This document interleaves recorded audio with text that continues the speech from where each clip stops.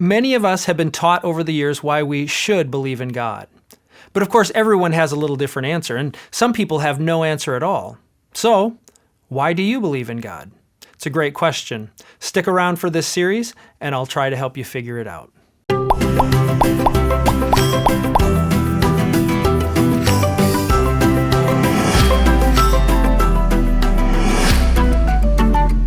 We recently asked people in our congregation to share some questions that they had been asked about faith.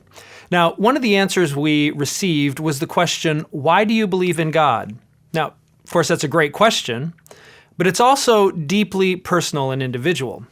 What I mean by that is that we have different reasons for believing in God.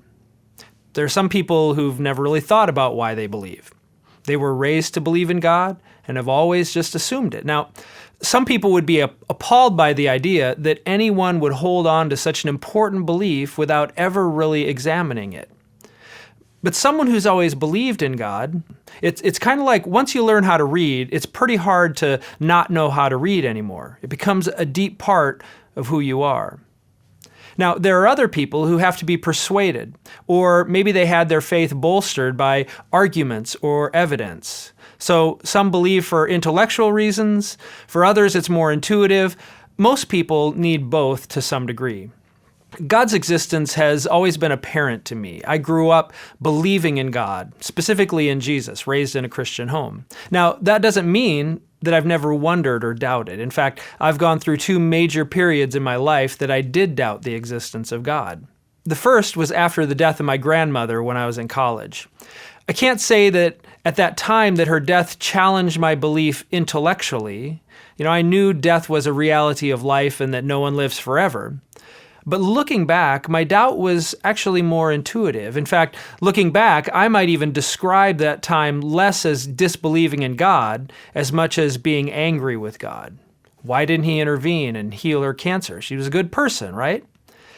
Well, this kind of doubt is quite common and oftentimes leads people then to doubt intellectually. For me, I actually don't remember whether this time ever led me to disbelieve intellectually or not. It was a pretty dark time for me, though. The second time was just a few years ago, even while I was a pastor. Now, I don't remember what triggered my doubt. It may have been more of an intuitive doubt because I don't remember intellectual arguments that were close to convincing me that God wasn't real. It was more about maybe the hiddenness of God. And if I'm honest, probably more about the question of how Christians can claim that we know the truth about God or that Jesus is the only way to God when there are so many competing belief systems. Well, this time, it was after a period of deep reflection that solidified my belief in God. And during that time, I read a book by a missionary and theologian named Lesslie Newbigin called The Gospel in a Pluralist Society. And I wrestled with the questions of how we can believe that Jesus is the way, the truth, and the life when there are all those other religions out there. Isn't it just a faith commitment? And isn't reason a better foundation on which to base life? But Newbigin showed me that reason isn't a foundation for knowledge at all. It can help us find truth, but reason always has to begin at a starting point. As Newbigin says, there is no view from nowhere. Reason always begins with faith in something that we can't prove.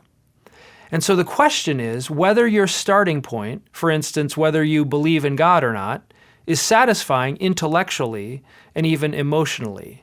Does it seem to make sense of reality as we know it? And after a few long months of soul searching, I was reassured that it does. Now, I know that in itself may not be a fully satisfying answer for you. So this video is actually the introduction to a series of videos that I'll call signposts. If you're looking for a way to articulate why you believe in God, then check out the remaining videos. They're based on a philosopher named C. Stephen Evans and his book, Why Christian Faith Still Makes Sense. He says that while we can't prove without a doubt that God exists, just like we can't prove just about anything, there are some good signposts that point us to a creator. So, if you're trying to figure out an answer to why you do, or maybe don't believe, they might be helpful for you. Feel free to check the rest of them out.